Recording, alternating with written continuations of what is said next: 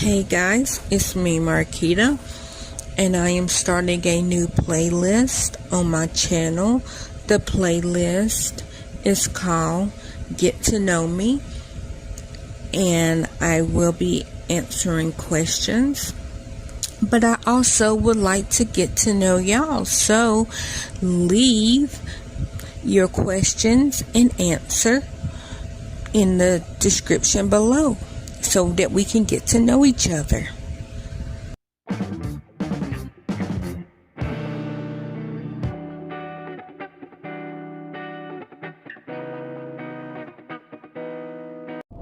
Hey everybody, it's me Marquita, and today's question is, what's your favorite video game? Well,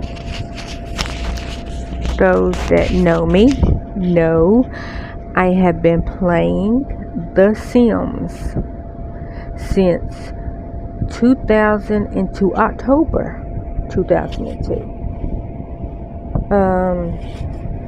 Or September. September of 2002 is when I started playing with The Sims. And how I got into The Sims, which was Sims 1, how I got into it was I was in college, and I remember I went to talk to one of the women, there, and I forgot what it was. I don't even remember why I was in her office. I wasn't in trouble or nothing, but I remember she had a computer, and I asked her, where did you get your computer? And she was like, Terry. And she's just like, yeah, I can give you his information, let him know that I sent you. I was like, okay, bet. Went to Terry. Terry's like, oh, yeah, I know who that is. So, because she recommended me, she got like $50, and then I got $50 off of my computer. But when I got it, I was like, what's going on? I literally got my computer because I was watching Malcolm in the Middle, and Malcolm was playing a game that looked at something like The Sims. It was like a virtual reality game where he made his whole family, and then he made like his daddy like really smart. His mama had anger management, and like it's really funny because it was like at the end of the thing, like I think like his older brother was just like this genius that went to college, and like everything that he did to the rest of the family, it made them like way better off,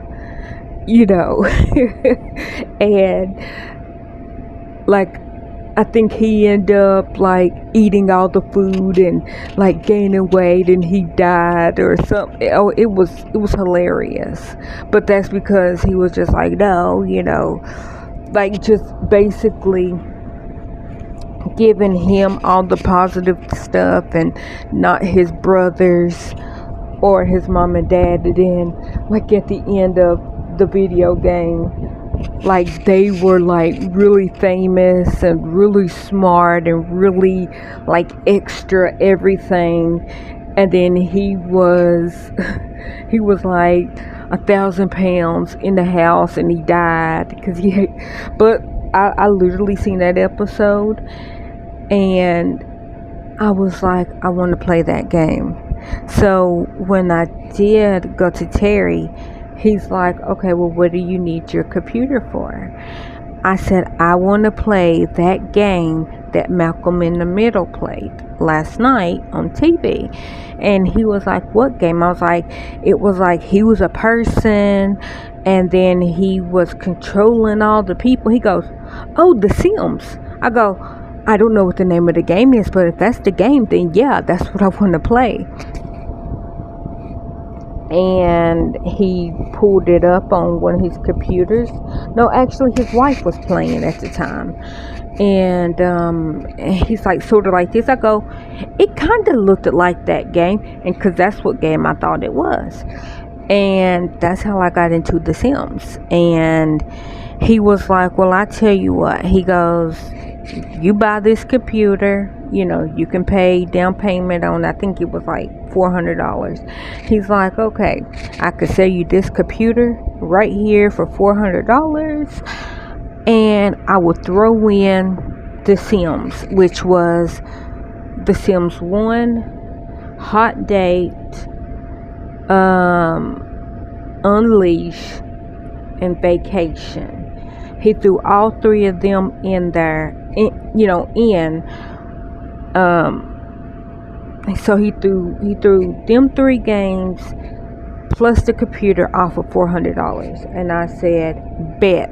Went to the bank, came back, gave him the $400. And I literally bought my computer that day. And then every time one came out, I bought it brand new. And then when Sims 2 came out, I was in love with Sims 2. I had every single game, every single extension pack of Sims 1, 2. I didn't have that of 3. I got a little bit when I got a little bit of Sims 3, but it like I kind of like I had to stop getting the Sims stuff because around that time is when the girls were born, and so it was like I can't buy the Sims stuff anymore because I'm now a mom. I gotta spend all my money on my kids. And then I think I might have been recovering from brain surgery around that time. Then I was like, well, I would like to play The Sims. Of course, I didn't get out of bed until September. I got my double brain surgery in July of 2015, and I went to occupational therapy, and I did go to like doctor's appointments, but other than that, I literally was in bed from July the 1st until the beginning-ish of September. And I literally was only out of bed just to eat, wash up. I didn't even take a shower. I washed up, I would eat, and I would go back to bed.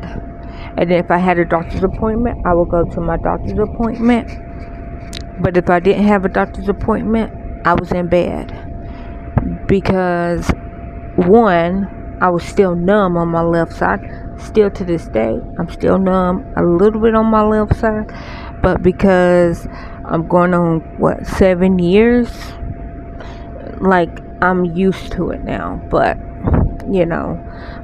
so yeah, complications and made me stay in bed. And then when I did get out of bed in September, because I'm like, okay, I can't lay here and recover while my kids, my two 2-year-olds, are missing out. Like I'm missing out on them, and then they're missing out on me. Yes, they could come and see me, but I don't want them to see me ever in that situation, because I want them to only have happy thoughts.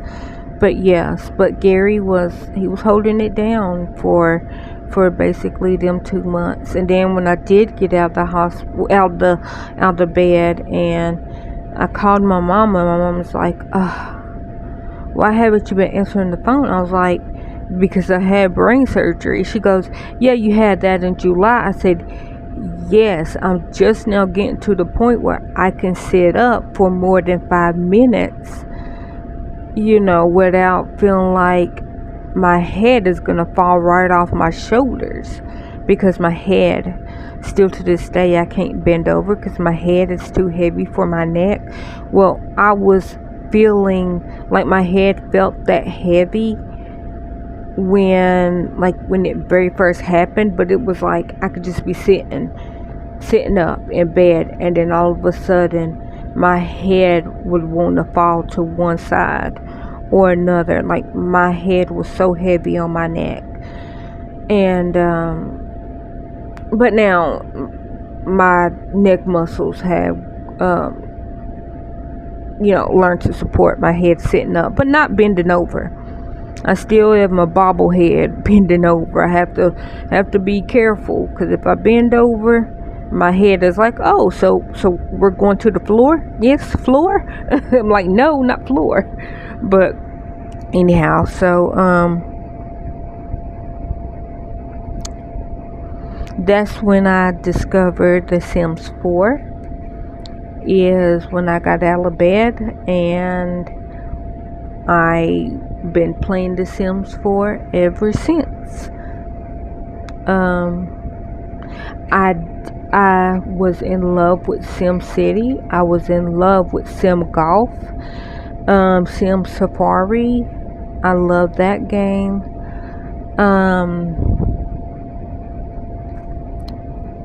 I like Simtress games, the tycoon games. I liked it, the seek and find games, where the wedding day,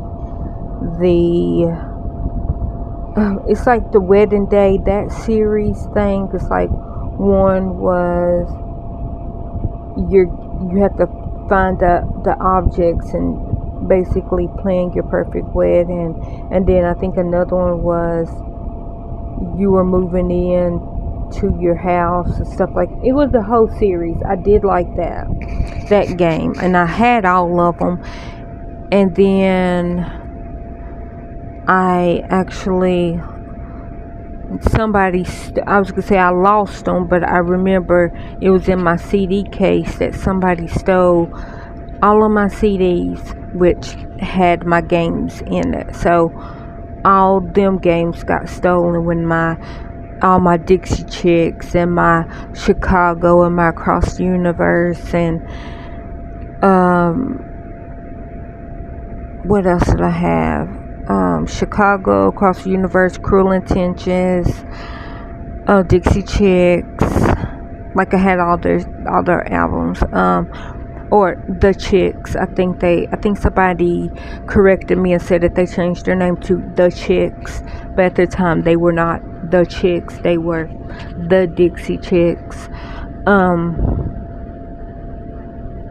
Yeah, I had all of them all the way up to Not Ready to Make Nice, and then I really haven't bought a CD until Post Malone. And then I bought Bare Bones and Bentley and Stoney. And then the girls listened to it more than I did.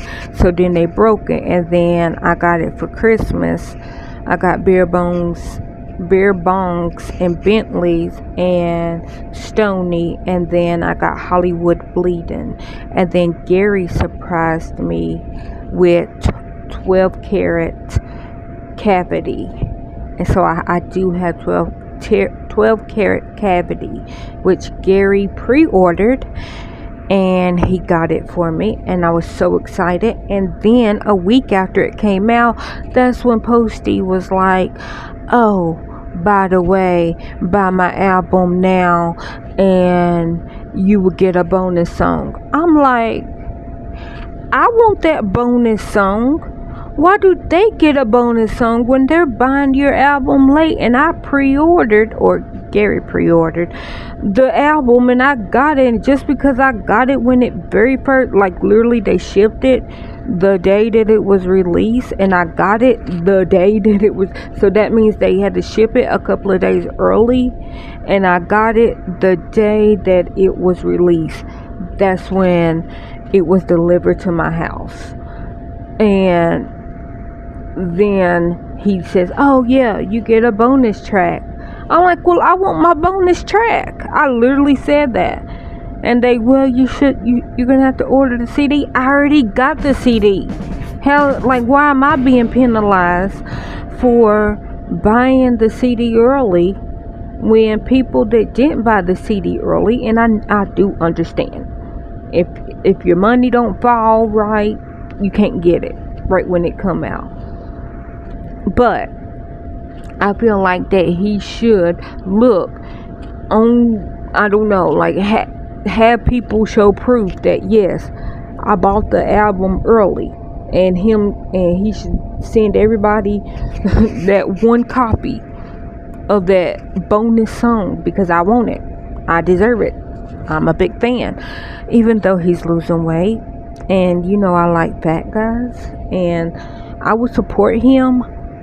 But I am currently looking for another singer / rapper to support fully. I will support Posty because he deserves it, but that's as far as it's going, because he's so thin,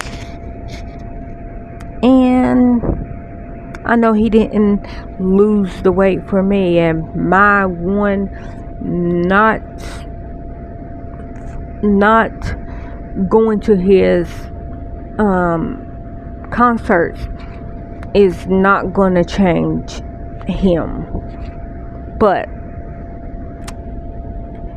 I will listen to his songs on the radio, and I will play them multiple times on the internet to support him. And that's as far as that goes. Maybe if he comes out with a better song, I might play that multiple times on the internet to get him song play. But I can't buy any more albums, and I just hope that he's very, very happy in his life, and much, much, much success in his career.